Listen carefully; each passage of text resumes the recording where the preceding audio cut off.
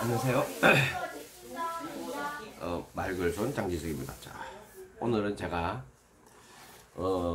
작년부터 구독하고 있는 책인데 최근에 가장 마음에 든다고 해야 될까?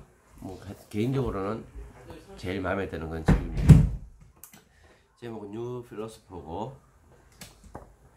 이번 호 주제가 인생의 의미를 찾는다는 것이라는 주제인데요. 여기에는 이제 다양한 이 잡지는 다양한 철학자들이 이제 짧게 자신들의 생각을 이제 정리해둔 그런 책이라고 보면 되겠습니다. 이렇게 책을 딱 펼치면 안에 주제가 다양하게 있는데요. 일단 뉴 필로소프의 호주 편집장 잔 보그가 쓴 삶의 의미는 무엇일까 라는 말을 서두로 해서 여기에 이제 참여한 사람들이 장동석, 박소현, 나희영, 서슬기, 김은수, 주수현, 이미지, 정진혁, 김한중, 박윤경, 안지영, 서유라, 성소희, 이시은, 최이현, 김인호, 이게 한국 작가들이고요. 그 다음에 이제 호주의 오스트레일리언 에디션에 보면 에디터 잔 버그 뭐 이런 사람 참여했습니다. 그래서 쭉 넘어가 보면 목차가 총 요 정도로 많은 분들 단편들이 실려 있다고 보시면 되고요. 이제 여기 보면 이 페이지 한번 읽어드릴게요.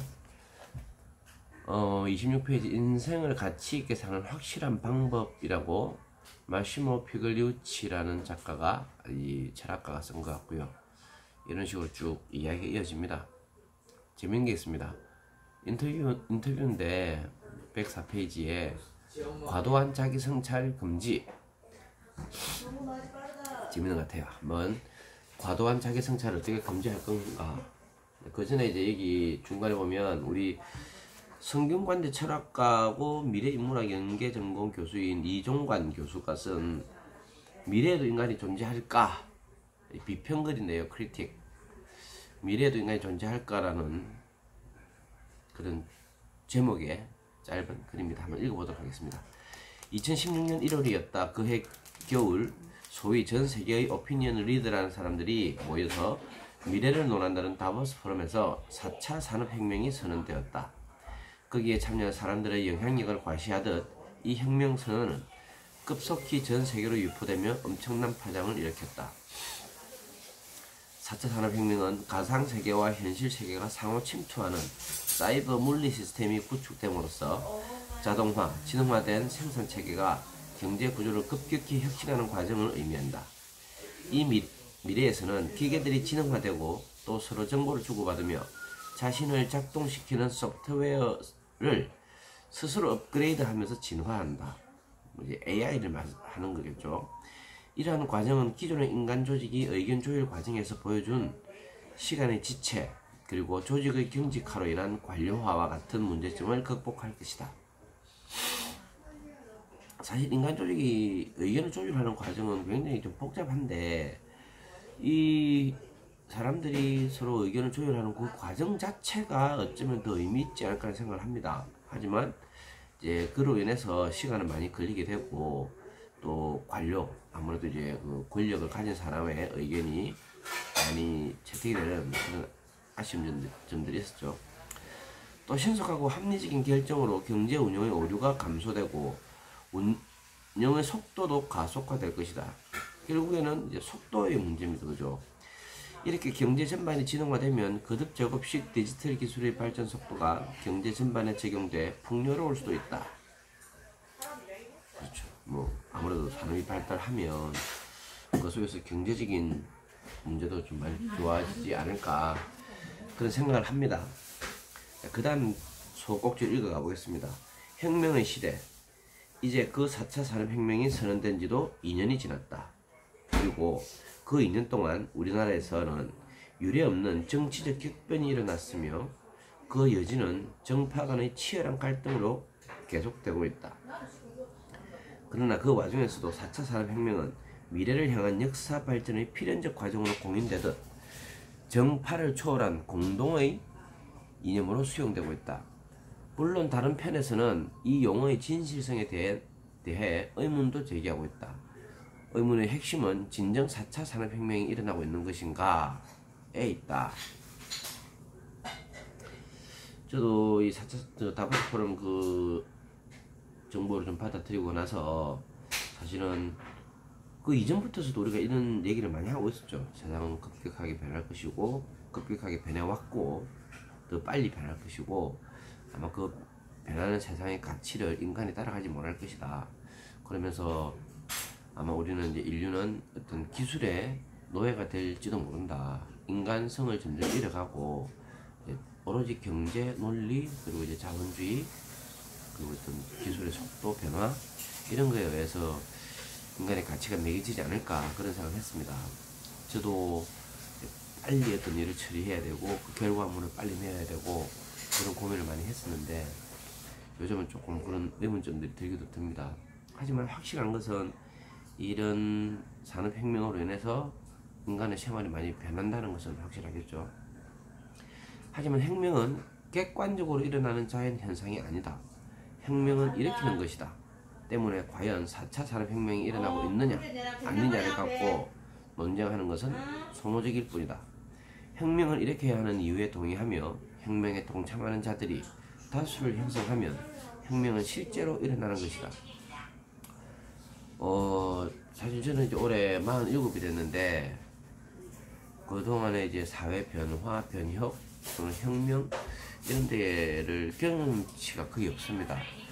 왜 그러냐면 촌에서 자라기도 했었고 그 속에서 이제 우리 민주주의 혁명, 민주혁명들의 그 과정도 경험치가 많이 없는데 이거를 읽어보면 실제로 혁명이라는 것은 사람들이 일으키는 것인데 그 혁명을 일으킬 때는 많은 이들이 그 혁명에 동참을 해야 된다는 것이죠. 그래야 그 혁명이 실제로 일어나고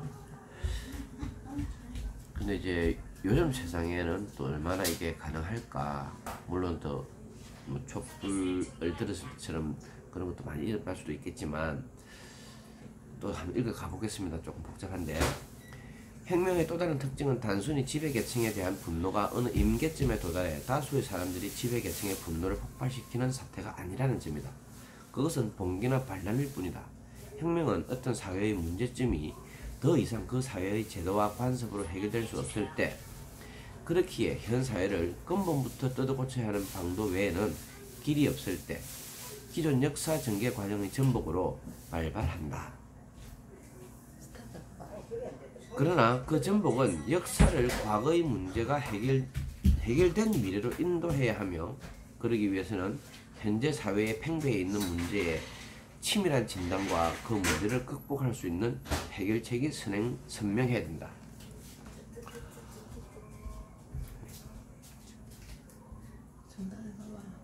왜? 넌 빠르다고?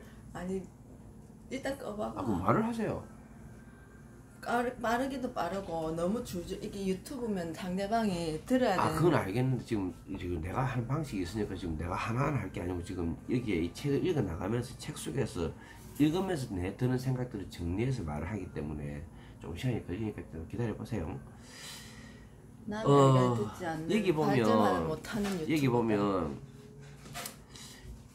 사회 문제점이 있는데 그 문제점이 기존의 방식으로는 해결될 수 없다. 그렇다면 바꿔야 되는데 한번 생각해 보면 이미 기존의 관습, 전통 그리고 그 기득권을 가진 사람들이 방식을 바꾸려 할 것인가? 결국에는 혁명이나 봉기와 같은 그런 방식이 오히려 필요하지 않을까 라는 생각도 들기도 들고요. 뭐 어찌됐든 인간이 살아가는데 조금 더 나은 모습이 되면 좋겠다는 생각이 듭니다. 따라서 우리가 4차 산업혁명에 동참하려면 과연 현재 발발하고 있는 이 혁명이 어떤 역사의 경로에서 어떤 문제를 해결하려고 하는지 또 역사의 현재를 전복하여 미래로 향하려고 하고 있는지를 분명하게 꿰뚫어 보아야 한다. 또 그것이 우리가 서 있는 현실의 문제를 해결하는 미래를 판단할 수 있어야 한다. 그렇지 않으면 4차 산업혁명의 대열에 참가하는 것은 단지 깃발과 구호의 선동에 현혹된 맹목적인 내동에 불과하다.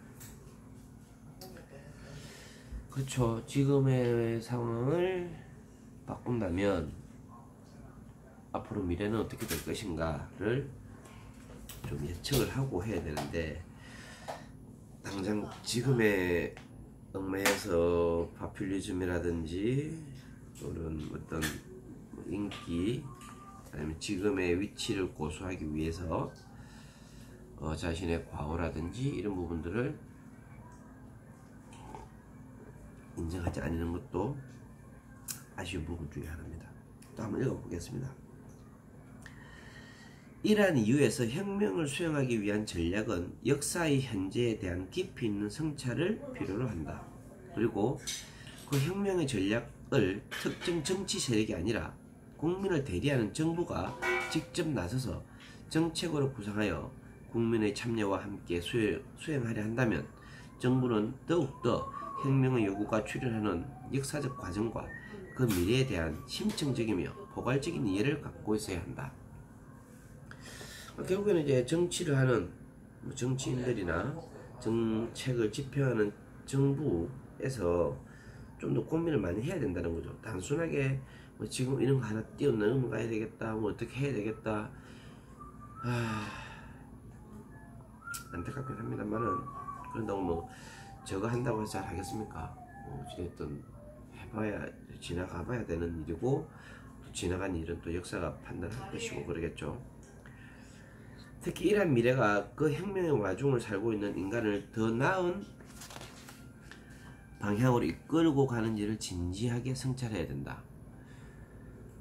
지금 뭐 하나하나 다 말하자면 힘들겠지만 전반적으로 지금 현재 사회에서 이제 벌어지고 있는 이런 일들도 보면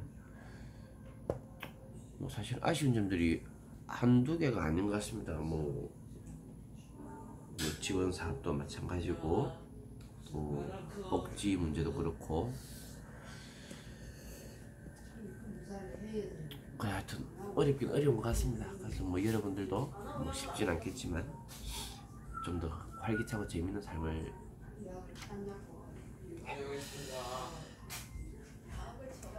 자, 혁명이 그 시대를 살며 미래를 향해 가는 사람들을 희생시키고 고통을 안겨준다면 그것은 혁명이 아니라 폭거일 뿐이다. 딱 공감을 하는 말입니다.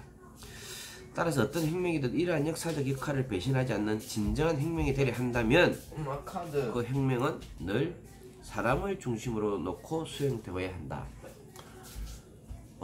근데 이제 산업혁명이니까, 그죠? 산업혁명은 산업의 분야인데 사람혁명부터 해야 되지 않을까? 사람의 의식, 그리고 고민 좀 해봐야 되겠습니다. 4차 산업혁명도 마찬가지다. 4차 산업혁명이 그 혁명을 사는 사람들을 배려하지 않는 혁명이라면 그 혁명의 시대를 사는 사람들에게 폭력일 수밖에 없다. 저거 지금 폭력을 당하고 있는 거죠. 이러한 의미에서 이번 정부가 4차 산업혁명을 사람 중심 4차 산업혁명으로 필요한 것은, 선언한 것은 일단 환영할 만하다. 사람 중심의 산업혁명인데 지금은 보면 딱히 사람 중심인 것 같지는 않아요. 일단 너무 극단적으로 양분화되어 있고, 아마 우리가 문제인지 어느가 문제인지 또 한 번 더 고민을 해보고요. 사실은 제가 답을 드릴 수는 없겠죠. 우리 모두가 스스로 답을 하나씩 찾아가는 그런 그리 돼야 되겠죠. 답은 본인이 어차피 찾아가야 될 거니까. 사람이라는 존재, 그런데 유감스럽게도 사람이 중심이 되는 4차 산업혁명에서 가장 중요한 문제, 즉 사람이 과연 어떤 존재인지에 대한 논의가 완전히 실종되어 있다. 현대 학문 가운데 의학, 뇌과학, 생리학 등은 사람을 연구 대상으로 하고 있다. 그리고 오늘날 이러한 학문들이 어느덧 사람이 무엇인지에 관한 진리를 독점하는 추세를 보이고 있다. 갔다 오이라. 그러나 이러한 학문들은 객관적 과학성을 표방하기 위해 사람도 물리적 관점에서 나아가 공학적 방식 혹은 진화론적 입장에서 연구한다. 사람도 이제 결국에는 연구 대상이 되어버린 거죠. 이제 뇌도 뭐 실험을 한다든지 해가지고 뇌 구조가 어떻게 되어 있으니까 이 사람은 어디 뇌 어디가 아파서 이런 뭐 증상을 보인다라든지 뭐 그런 것들도 어찌됐든 모두가 과학의 어떤 한 분야로 인간이 자리를 잡아가는 것 같다는 생각을 하게 됩니다. 만일 사람 중심 4차 산업혁명이 이러한 학문에 의존하면서 사람을 물체와 동일하게 간주하는 물리적 관점에서 사람 중심 4차 산업혁명을 기획한다면 어떻게 될까? 아마도 그 혁명은 사람을 물체처럼 취급하는 혁명이 될 것이다. 혹은 사람을 기계와 같은 것으로 보는 공학적 관점에서 4차 산업혁명을 기획한다면 어떻게 될까? 그러한 혁명은 사람은 기계화하며 사람이 사는 세계를 공장화하는 혁명이 될 것이다. 그래서 우리는 바로 우리 자신인 사람을 되돌아보며 다시 절실하게 물어야 한다. 대체 사람은 어떤 존재인가? 사람이 기계화되어 간다는 것은 이미 고정화된 것 같습니다. 뭐 여러 가지 무슨 양성 과정이라든지 이제 제가 하고 있는 일분에서 보면 양성 과정을 하는데 사람을 양성하는 것이 아니라 그 사람들이 가지고 있는 어떤 하나의 얄팍한 기술 이런 것들을 양성을 해서 생활에서 써먹으려고 그리고 이제 실적을 내기 위해서 몇 명을 양성을 했고 그 양성한 사람들이 그 어떤 실적 얼마만큼의 실적을 내었는가를 평가의 기준으로 보지 그 사람이 그 과정을 통해서 얼마나 많은 어떤 성장을 있었고 그 사람 한 사람에서 주변 사람에게는 어떤 변화가 있었는가에 대한 그런 얘기는 전혀 없죠. 불행하게도 사람이 어떤 존재인지 우리가 사람이면서 아직 잘 모른다. 그래서 우리는 우리 자신을 물체로, 기계로 혹은 동물과 같은 것으로 보게 된다. 그런데 니체라는 철학자는 적어도 사람이 다른 존재에서는 발견될 수 없는 독특한 삶의 방식으로 살아간다는 사실을 다음과 같이 한 문장으로 꿰뚫어 보고 있다. 사람은 살아야 할 의미가 분명하다면 어떤 고난도 견디어낸다. 이게 한 줄이 인간으로서 가끔 이런 얘기 있지 않습니까? 뭐 우리 학생들 진로 교육 같은 거 진로를 해야 된다. 너 무슨 일을 하고 싶니 얘기를 하는데 사실 인간이 꼭 무슨 일을 해야 되는지 그리고 그 일이 뭐 경제적으로나 돈이 돼야 되는지 그래서 진로 교육이란 것도 저는 아직도 제가 뭘 하고 싶은지 가끔씩 모르겠거든요. 뭐 그냥 이걸 하고 싶다가도 또 이걸 하면 이것도 재밌고 또 뭐 놀다 보면 또 노는 것도 재밌고 또 전에 가서 빠님 하다 보면 빠님도 재밌고 또 사람들 만나서 뭐 대화하면서 이것도 재밌고 또 어떤 뭐 기획서를 쓰는 것도 재밌을 때 재밌고 취재를 가서 뭐 기사를 쓰는 것도 재밌고 근데 내가 꼭 이 일을 해야 되겠다 뭐 이런 분야로 나가야 되겠다 이런 생각을 잘 하진 않는데 그래서 이제 우리가 요즘 진로 교육을 하면서 이렇게 네 꿈을 찾아라 뭐 꿈을 탁 찾아버리면 자신의 역할이 정해지는 거지 않습니까? 역할이 정해지면 그건 아마 기계와 다르지 않나? 다르지 않겠죠? 기계와 같죠? 해야 할 역할이 정해진다면? 근데 우리 가만히 보면 사람은 정말 많은 일을 하거든요. 아침에 일어나서 씻고 모든 사람은 다 만능인이 되어야 되는 것 같아요. 살기 위해서. 여기에 의문을 품는 사람이 있을까? 사실 사람은 그가 추구하는 삶의 의미가 굶어야 하는 고난 끝에 이룰 수 있는 것이라면 동물과는 달리 먹지 않는다. 이렇게 굶고 가난을 감수하는 사람은 때에 따라서는 자신 혹은 타인의 자유와 인권 수호라는 숭고한 가치를 위해 단식을 하기도 하고 때로는 아름다운 몸매라는 지극히 사적 취향에 속하는 가치를 위해 단식을 하기도 한다. 어쩌면 니체의 저 말은 그 조건문을 부정문으로 변형시켰을 때 더 극적으로 사람의 존재 방식에 대한 깨달음을 줄 것이다. 그래서 한번 그런 변형을 시도해보면 니체의 말은 그 다음과 같이 써질 수 있을 것이다. 살아야 할 의미가 분명하지 않다면 아무리 물질적으로 풍요로운 삶의 조건이 조성된다 해도 그 사람은 스스로 죽을 것이다. 아주 좀 고민되는 말입니다. 그러니까 결국은 이제 우리 인생의 목적, 삶의 목적이 되겠는데 그 삶의 목적을 이루기 위해서는 또 그 중간중간에 목표도 세워서 이뤄 나가야 될 것이고 또 계속 한번 읽어보도록 하겠습니다. 정말 그럴까? 이는 철학이라 미명하되 자행되는 그 흔한 철학자의 말장난이 아닐까? 하지만 놀랍게도 이 말장난에서 암시되는 사태가 어떤 나라에서는 통계적 지표로 지지된다. 그 어떤 나라는 바로 우리가 살고 있는 이 나라이다. 통계 지표에 따르면 한국은 50년 전에 비해 경제가 300배 성장하였다. 50년 전 한국의 1인당 국민소득은 100달러에 불과했지만 금년에는 3만 달러에 육박하고 있다. 또 한국인의 평균 수명 증가율은 그 50년 전에 비해 40% 증가해 OECD 최고 수준을 기록하고 있다. 그런데 이해할 수 없는 일이 일어나고 있다.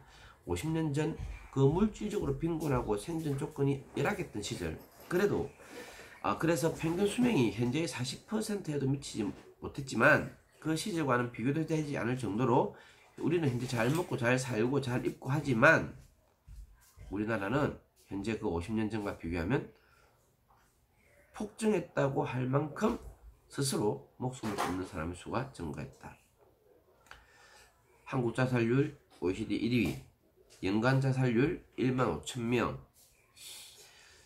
이렇게 얘기가 나와 있고요. 삼성 서울병원 홍성봉 교수가 인용한 통계청 자료에 따르면 자살을 꿈꾸는 사람이 한 해에 700만 명에 달한다고 한다. 우리 인구가 거의 5천만쯤 된다 보면 700만이면 거의 한 5분의 1 정도가 대단하죠. 근데 또 대부분 사람들은 오래 살고 싶어 하잖아요. 참 아이러니합니다. 이러한 지표가 뜻하는 바는 무엇일까? 평균 수명이 증가하고 있다는 것은 단적으로 생존의 조건이 향상되고 있다는 것을 의미한다.